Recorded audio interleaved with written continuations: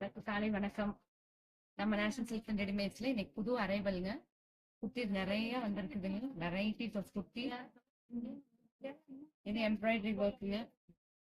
பிளசண்டா இருக்கிற colour beach ஒயிட்டுங்க. அதோட கலர்ஸுங்க. Colours எல்லாமே.